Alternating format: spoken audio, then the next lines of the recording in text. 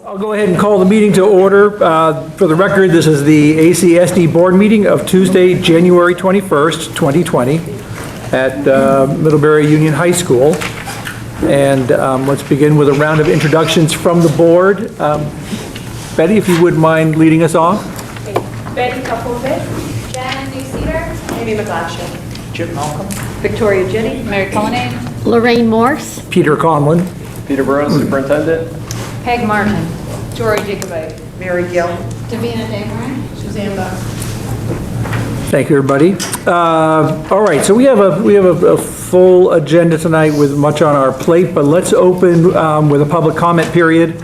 As always, this is a time for the public to speak to the board, for us to listen, and to take in what you have to say. And I would open the floor up to anybody who's here to make public comment during this time.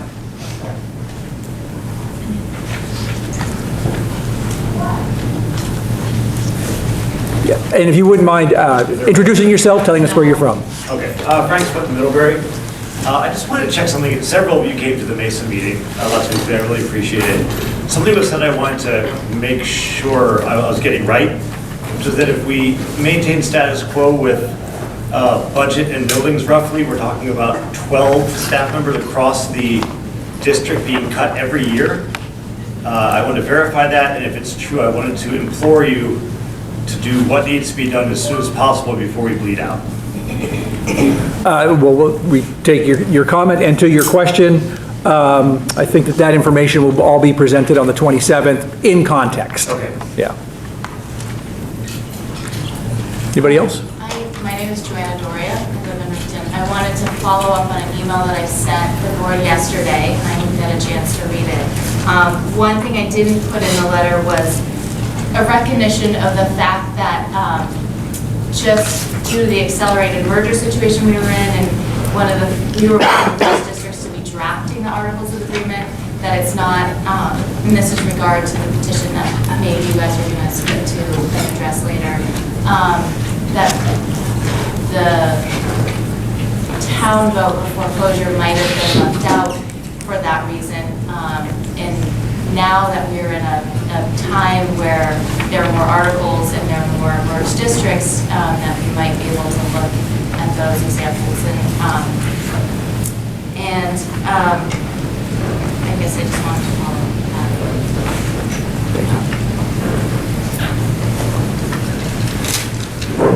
Anybody else?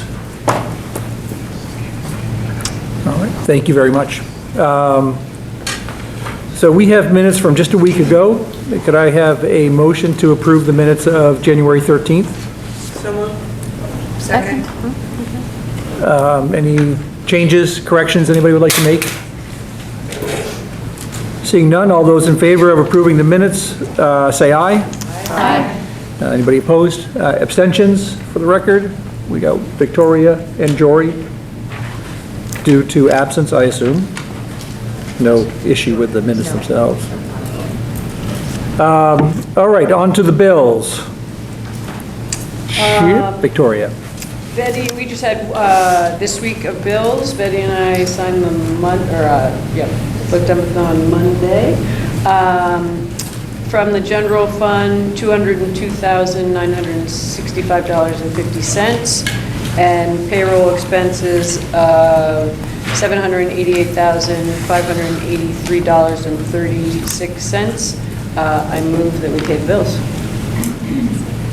Second. Betty, second. Thank you. Any questions?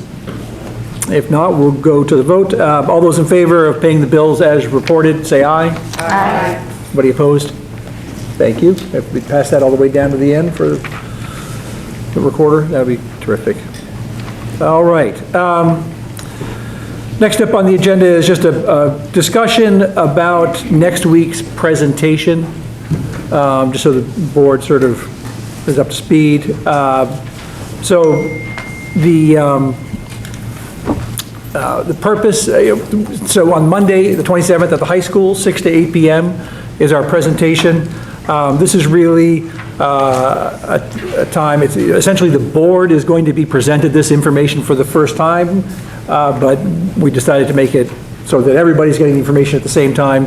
So the community has been invited repeatedly in various publications to come and hear the reports. Basically going to be in 3 chunks. I'm going to just open with kind of get everybody up to speed as to the process, the timeline. Peter and Brittany are then going to talk a little bit about where we are today and projections toward the future. It's really kind of so we're all grounded in our finances. And then we have the architect and engineering firm coming in to give us their presentation of the information that they've gathered through their evaluation. Now, just be clear, this is just the information and evaluation. This is not about recommendations about configuration. They're just saying, here's what we've learned, here's the information, and that is really, we're not yet at the point of having that bigger conversation about configuration and everything that goes along with it. And then I think we'll, allow people to ask some questions, clarifying questions on the information presented by the architect. And, this is really a presentation, not a big community forum. It's again, it was really structured so that we're all getting the information at the same time. Yes, Jim? Can you elaborate that already online there is a 350-page facilities report? Yeah. This is distilling and honing in on particular parts of this report. Yes, yeah. Just to make it clear that we have seen a bit. I don't know if anybody's read the entire thing, but I haven't. Yes. But, I look forward to it being well distilled for us. And I think, and there'll be information handed out for folks. And I think that there's going to be some, in addition to the school building information that's presented, I think that we'll also have better clarification on what's our timeline going forward. We've sort of been in a holding pattern waiting for this information. So get everybody grounded in that. And so I think it'll be an evening with a lot of interest from both the board and the public, good presentation of information, and I think it will have everybody sort of on the same page as we then step out and continue on. Anybody else have any thoughts on that? Okay. All right, so tonight is our time to adopt the FY21 budget.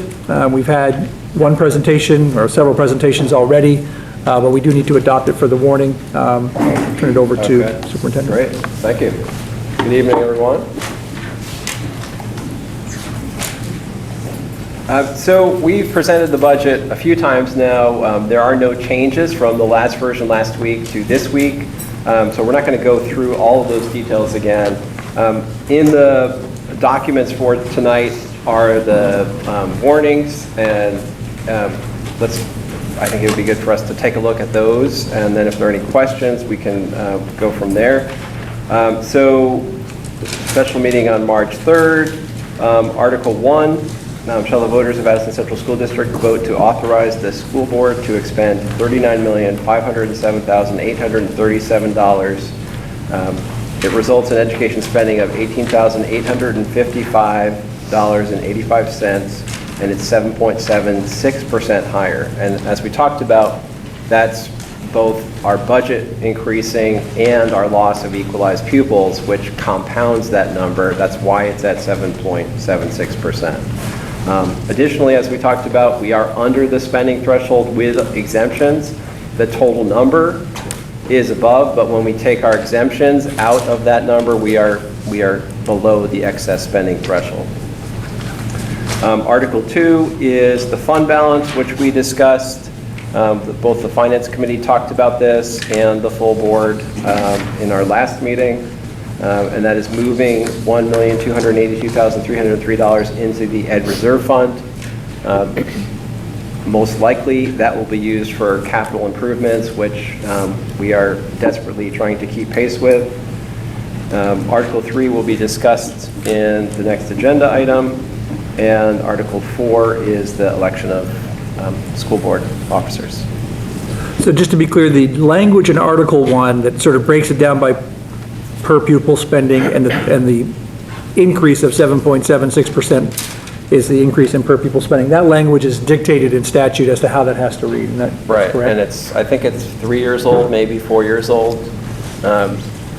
Previously, warnings stated a budget-to-budget increase, but when schools were losing students, it didn't look it wasn't as transparent, and so the legislature said we need to also have language in there that shows what's the actual cost per pupil, not just the budget-to-budget increase.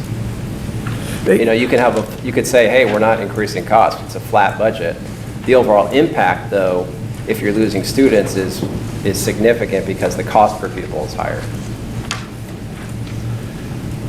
Could you just, I know we had the document in our last meeting, but could you just remind us what the budget-to-budget increase is and the ed spending to ed spending increase is? Do you have that on your Yep. So, 44 or something? yeah, I'll pull it up so that I can tell you exactly and not guess.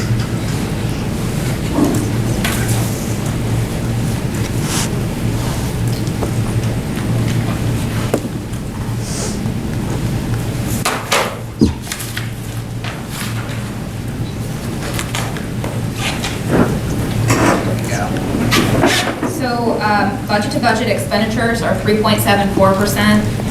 Revenue, education spending is up 4.89%. Equalized pupils are down 2.67%, and ed spending for equalized pupil is 7.76%. And there was one statistic that I was taken with at the last meeting, pre-CLA on a $300,000 house. The result is? Pre-CLA, the tax rate's going up almost 11 cents. Okay. So if it was 10 cents on a $300,000 house, it would be $300. So it's like 300, a little over 300.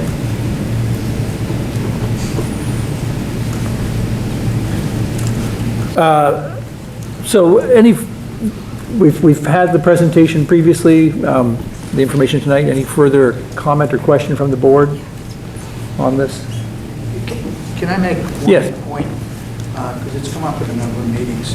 The budget itself, yes, does translate into either lost positions or new positions or whatever.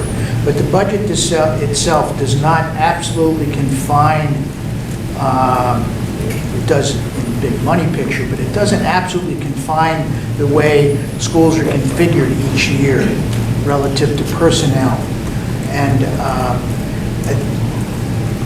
even though it's somewhat fixed for this year relative to last year when they made those decisions, the principals and the superintendent and others who were involved, special educators and whatever. But for next year, it's not just an absolute fixed, that this person's going to be teaching this class and you move this class to the next year, that's all going to be the same.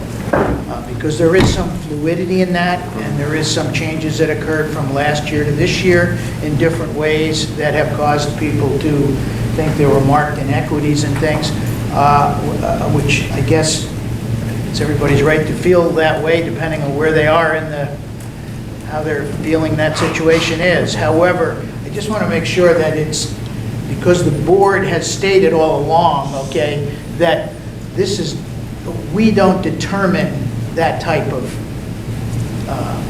configuration. We don't determine the number of teachers there are for certain grades in certain schools. That's determined by the educational and balancing and all the other parts that go into it, even gender at times, where if you don't try to blend things. The difficulties of multi-age, multi-year classrooms versus the non-difficulty, the difficulties with the balance of known difficulties in matching these students and these teachers. It's way too complicated for us to determine that. We are not the ones to do it. So when we've been asked those questions, we definitely put it back to that it's the administrators and the especially the principals and all the people that are advising them, including their own faculty, or telling them what they need and don't need.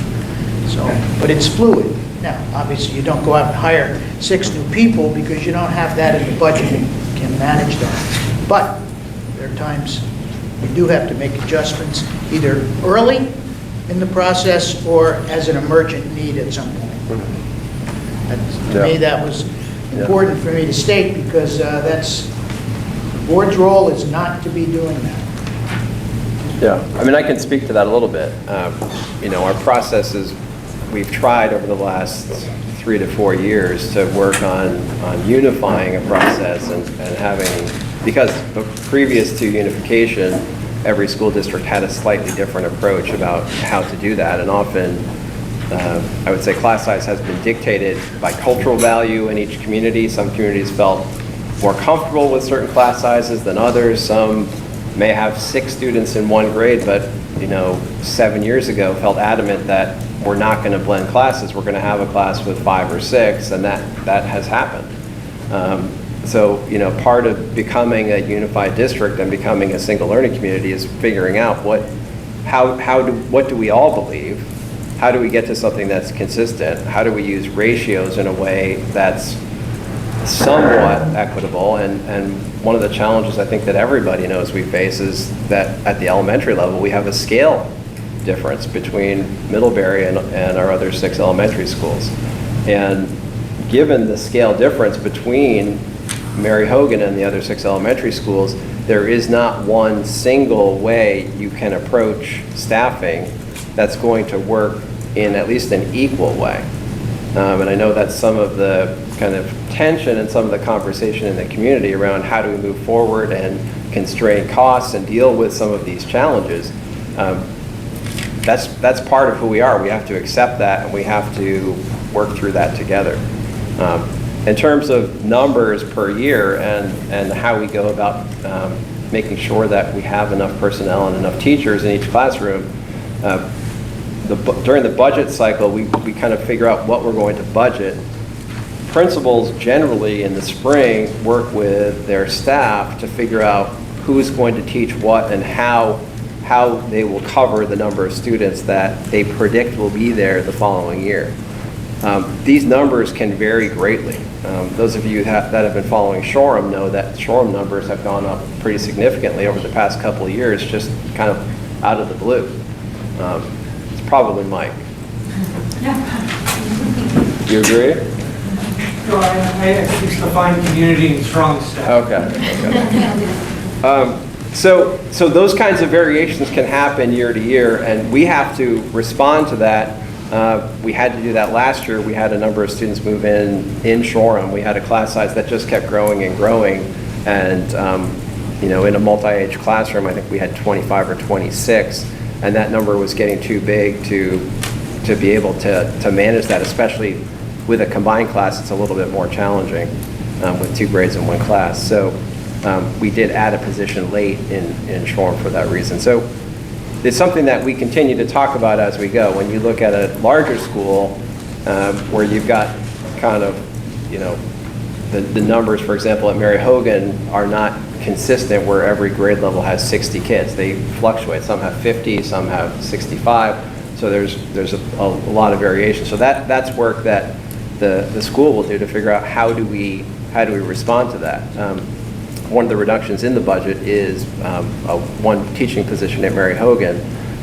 That reflects the loss of 30 students from year to year, from last year to this year in the school, which is, one position is roughly 20. So the numbers are still higher on the staffing side than not. That's kind of how the process works, but it's definitely, like you said, Chip, it's very fluid.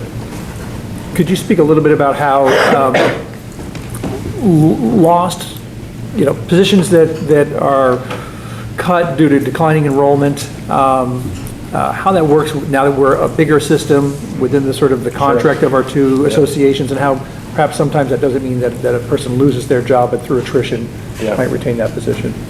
So previously, because we were separate entities, if a teacher lost a position in Salisbury, they would lose the position and they would bump only within Salisbury. So if you had teachers that had, let's say, 5 years of experience and up in the school, if the five years teacher was being riffed, there was nowhere else for them to go. Now, with district-wide seniority, teachers basically have seniority across all schools within their specialization. So a teacher being riffed from one school can be placed in an opening in another school, and that's what's happening this year. So we have no reductions of actual employees this year. We have some openings right now that those people are filling. Yeah, because every year, fair to say, we have attrition. That people retire, people move, Yep. whatever it happens Yep. to be, and that as a larger system, we can now offer those positions to people who might be cut elsewhere. Yep. Yep. Any further question or comment? This is it. What we're gonna, when we adopt the budget and the warning, we've sort of set the budget in stone. I guess I'm going to just say I think it's a responsible budget. I think that the decisions that have been made within it are responsible, doing the right thing for kids, doing the right thing for taxpayers. It's just a little bit painful that being responsible can still end up with a potentially $300+ increase on an average size home. And back in the old days, we used to talk about a $100,000 house as an average size home, but I think 300,000 is probably a little more realistic. And, you know, we talk about how we need to keep people in Vermont, attract people to Vermont, and it's really hard when you add a property tax bill to a house. And, you know, we often think about, oh, well, people get property tax rebates or income sensitivity, a system that probably hasn't been updated in a long time. So, you know, really a household that pays most of its property taxes based on income can really be a house with 2 teachers living in it. It's not a great, wealthy home anymore. So I just wanted to sort of put out there sort of my concern.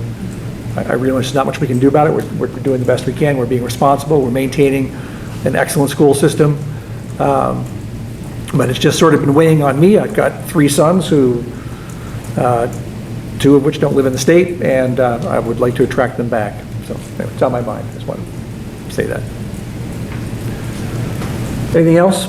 All right, so I don't know if we have this set as an action item. We do.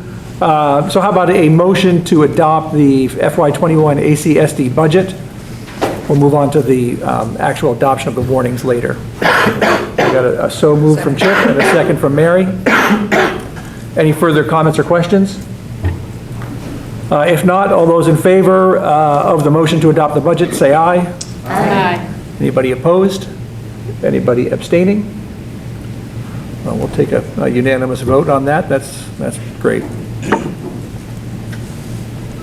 All right, so we've had kind of a crash course in legal briefs. This being a part of the agenda discussing the petitions that we've received. We received the 2 petitions. Why don't we just discuss the one first that called for the changes in the board composition.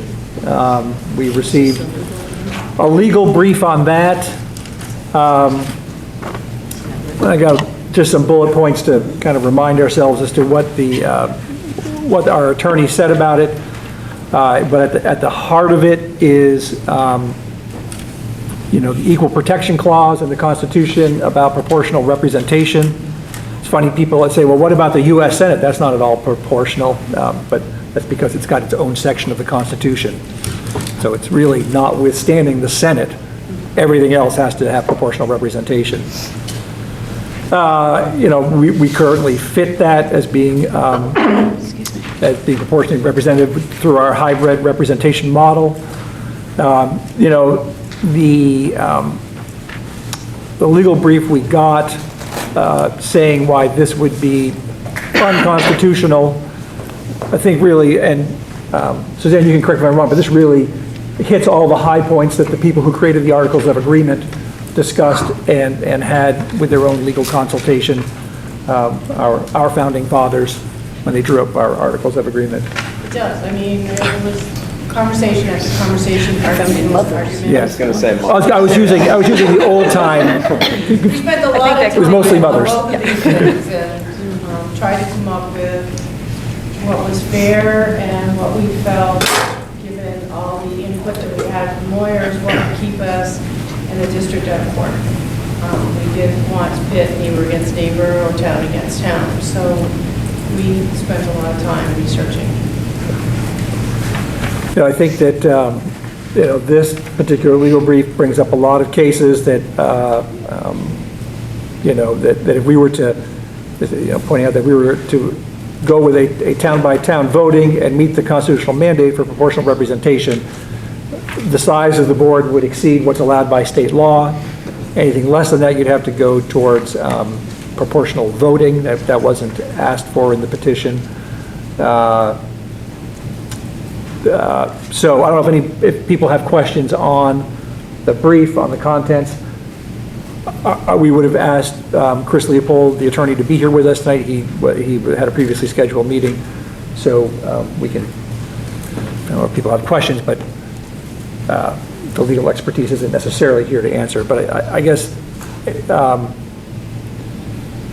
his recommendation was that we would be, we're being asked to do something that would be proposing something that's not constitutional, and that therefore it is not something we should be putting out to the voters.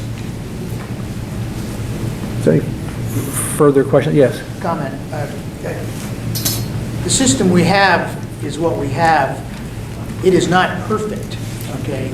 There are some, you know, the at-large voting is not perfect. And I've had a lot of people talk to me about that in different ways. That's true. But we also have to be constitutional. So the perfection is something we don't always reach, in having representative government in a way that's truly proportionally representative, even though there are limitations in how that can happen. So I just want to point out that that's where we're at. I mean, it was processed, thought about, legalized when the Constitution, or whatever we want to call it, for this district was set up and voted on. But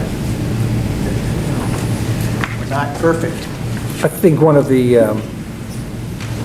you know, additional dangers of putting up this article in the off chance that it would be approved, and we sort of, you know, we adopted some sort of model that it called for, and it was not constitutional.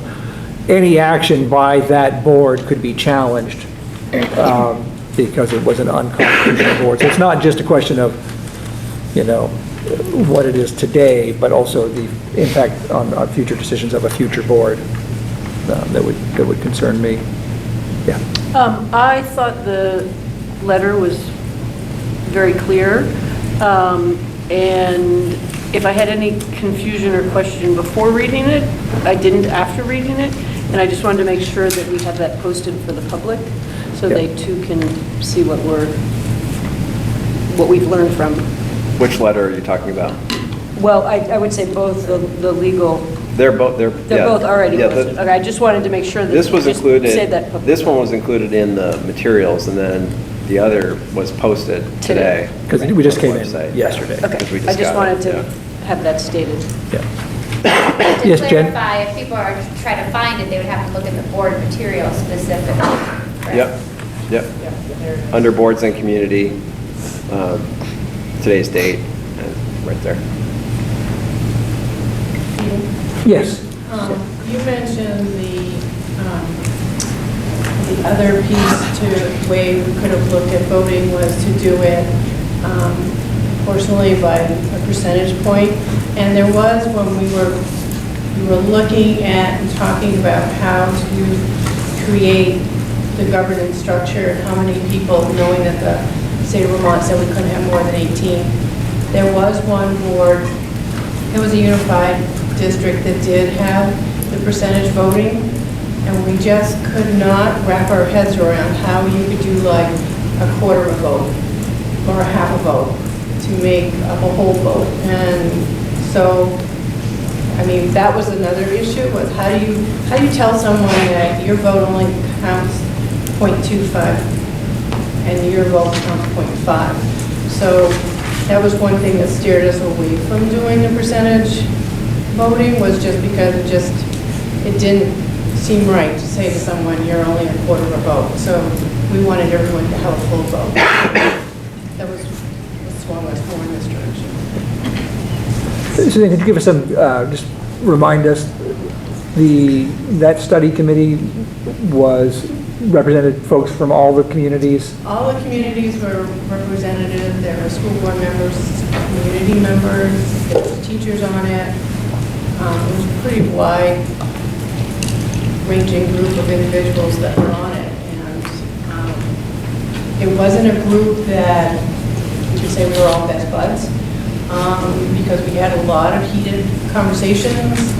Sometimes we left the meetings not really feeling very happy with whoever we had sat next to. But we were all trying our very best to do what was right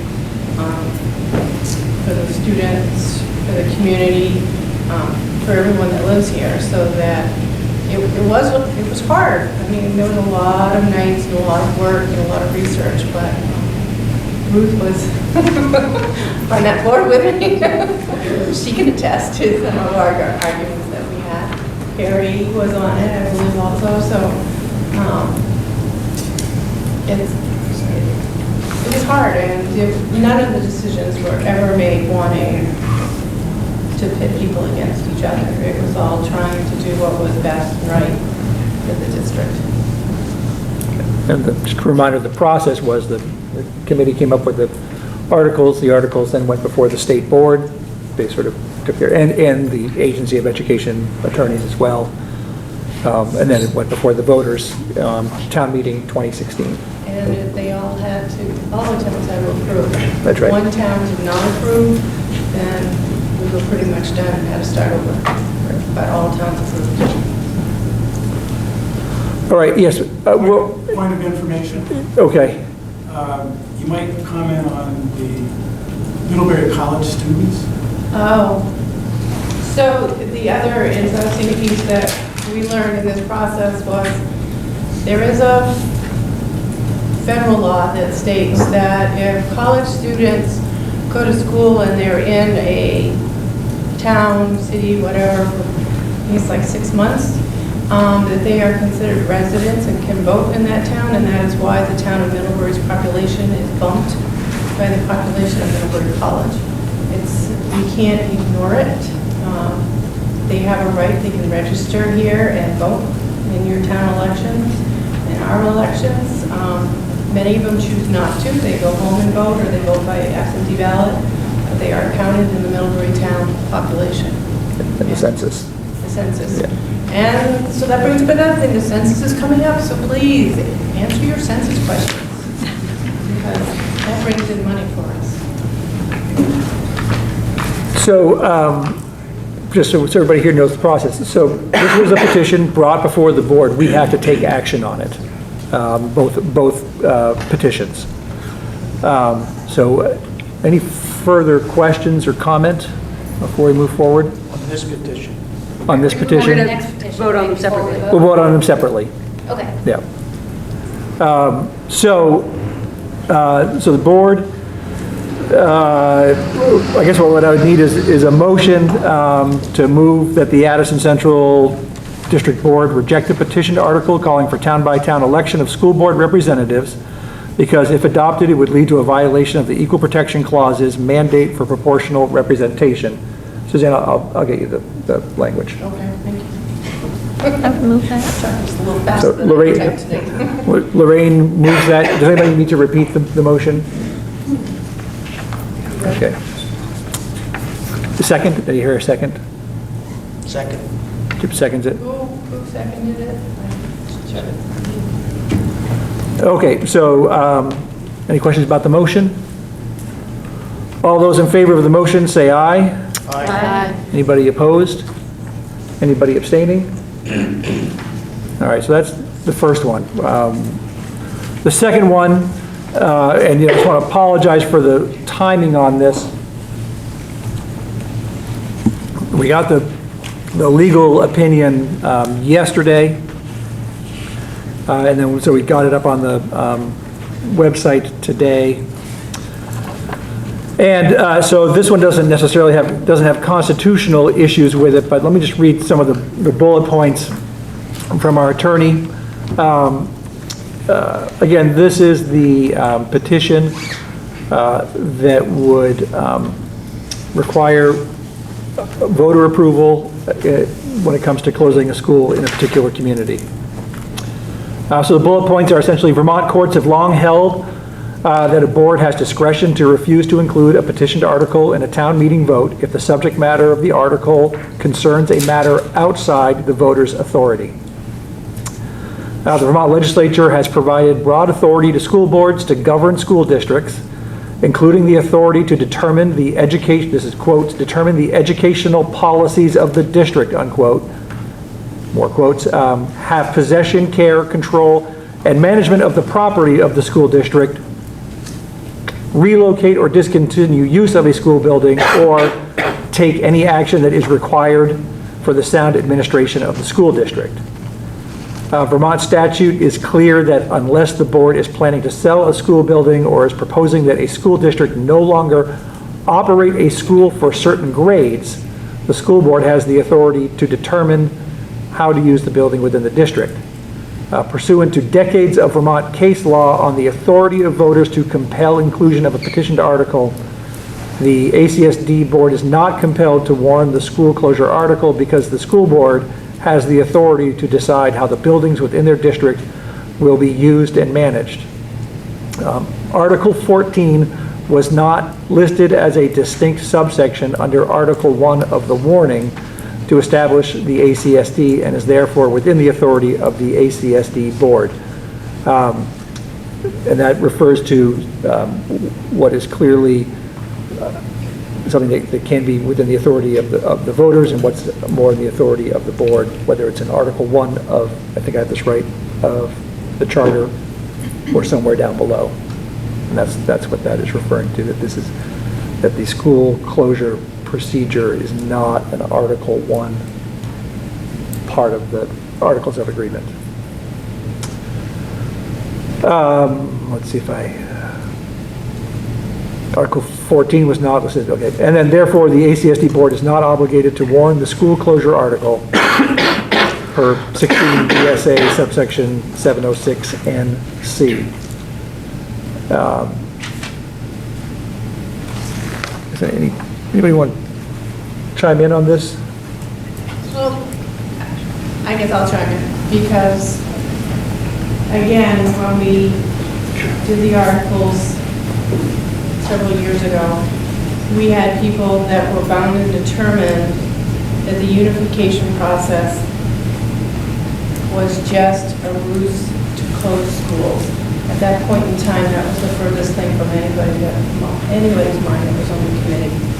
We wanted to unify to make for a better experience for students, for our communities, and we had long, heated arguments over that. There were some that felt that the entire control over schools belonged to the school boards. Other people wanted it all to be within the town as far as school closings. We talked over it, went back and forth, and finally, I would say that we went back and looked at what the responsibilities of a school board are, and that they're for the fiscal responsibility of the district and for for taxpayers. And that started to kind of change the tenor of the conversation. And we ended up leaving it as that if, should in the future a school need to be closed, that we need to have a supermajority of the board. Some people wanted it just to have a simple majority. But those of us that were like, no, this isn't about school closing, this is about doing what's right for students, really argued for it to be a supermajority, figuring that it would be more difficult to get 10 minds to agree than it would be to get 7 minds to agree. And that's kind of where we ended up. So Carrie, if you remember it differently, or Ruth, if you remember it differently, feel free to correct me. I know Ruth felt very solidly that we were doing this just to close Shoreham, but we weren't. But I do feel like it's, Well, this is, Oh, sorry. yeah, this is really kind of a board discussion. If you have a factual correction you'd like to make, or that's okay. Did I say kind of fast. My perception of the discussion was definitely different, that I was the only one who mentioned one time that I thought this is the way that it should be worded, and I was shot down right away, so that was just my perception of the discussion. Fair enough. Lorraine? I was also on that committee, and I would concur. I think that there was a lot of discussion about how many people to vote, and we decided a supermajority was the best way to go. So people who, from the small schools, who might feel that the 7 Middlebury people might decide to close, would be responsible, that this would make it very difficult to, the board would really have to be on board to do that, to have 10 votes, and so we decided. Yes, I agree there was a lot of discussion about the number of votes, but it was only mentioned one time whether a town should be able to vote. Yeah, we don't need to, it is what it is, the articles were agreed to. Yes, Chip? This obviously expresses that angst between Vermont's long-term local control of education and what that comes into conflict with now with unification across the state for many different ways. I mean, there's a little different models in other parts of the state and districts which are referenced by people that do have that in their charter.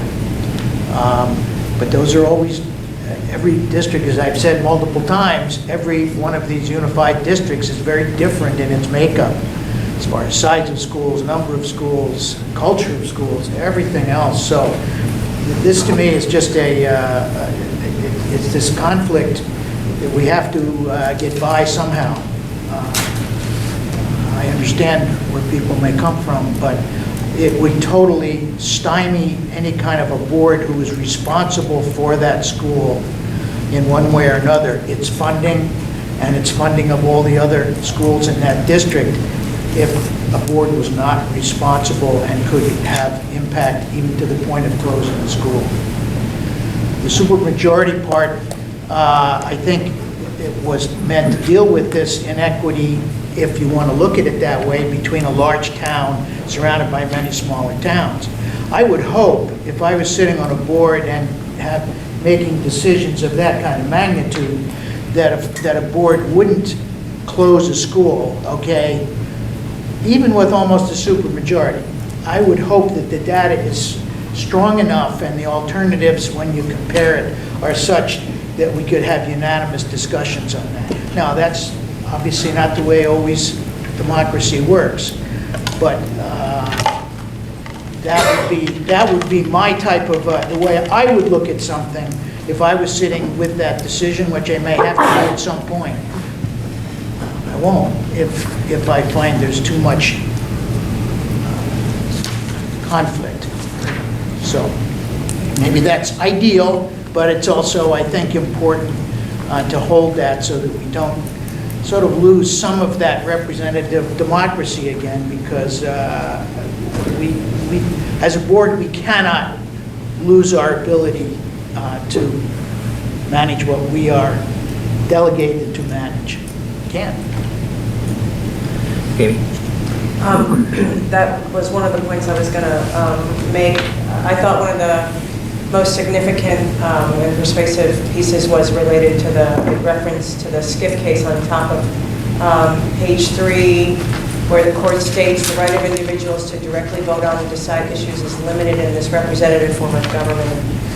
If school officials are acting within the powers designated to them by legislature, they have discretion to act as they deem best, and the recourse for voters is not through petition but through election.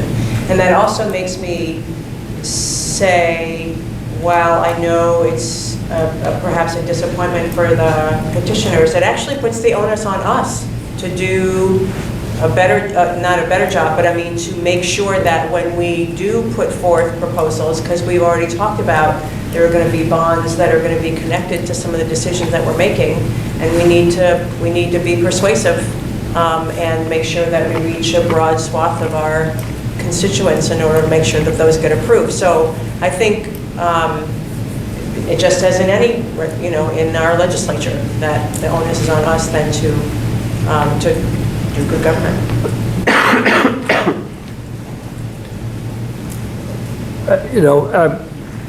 Spend a lot of time driving back and forth these days and listening to the radio, and with the whole impeachment thing, they talk about the founding fathers and all that, which is why I made that comment. But in a way, this is analogous. We had a committee of people that represented our broader community that wrote this document, did it arguing and working hard to reach consensus. It then had to pass muster, with state authorities and legal authorities, but more importantly, it then had to pass muster with the voters. And I know that when the committee was done with their work drawing up the Articles of Agreement, they also then had to take it to the public. Many of us were part of those conversations. And I can tell you, for every conversation I was at, this particular issue of what is the mechanism to close schools was usually the first and main thing brought up at each one. So it wasn't ever in there as a surprise. It was discussed a lot, and it is what the voters ultimately overwhelmingly agreed with. The vote town by town were very strong votes in favor of the Articles of Agreement, in favor of the overall concept of unification. And we are only that vote was only in 2016. So it's not like these have all of a sudden become outdated. The realities then were discussed, and the future of what we were facing was discussed in the context of these articles. So, I think that we've been through a democratic process. I think that, as you said, Amy, quoting the Skiff case, that the solution is not by petition but by election for people who feel aggrieved, I think speaks to it. Any further discussion? Again, like the previous petition, we have to act on it. It was a petition given to us with a specific article.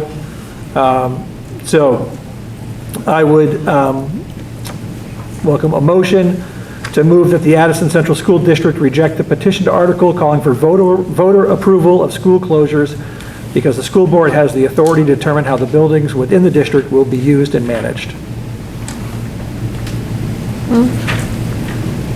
Lorraine moves. Victoria seconds. Any further comment or question? Okay, all those in favor of the motion say aye. Aye. Aye. Anybody opposed? Anybody abstaining? Thank you all. I mean, this is not, again, as we say, with everything we're going through here, this is not easy. The issues that we're facing today are not easy, and they aren't in the future. Listening to the governor today give his budget address, he referred to our demographic crisis, which he's done in previous speeches, but he's referring to it as a demographic crisis that affects all stratas of Vermont, from workforce to school population, and it requires difficult work by responsible governing boards. And thank you all for stepping up and doing your job. Next on the agenda is just the formal adoption of our warnings. So we have two warnings. One's for the annual meeting, which is to be held February 25th. As you can all remember, that's where we elect basically the meeting officers, the moderator, the treasurer, and the clerk, district treasurer, district clerk, and the moderator. We hear presentation, and then it is basically adjourned until we go to Australian balloting the next day. Following the annual meeting, which is generally pretty pro forma and quick, we move to a public information hearing on the budget, same place, same time.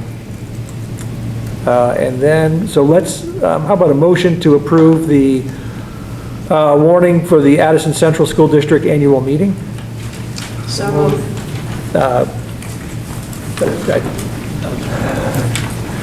Chip moved it. I heard a stereo. Okay.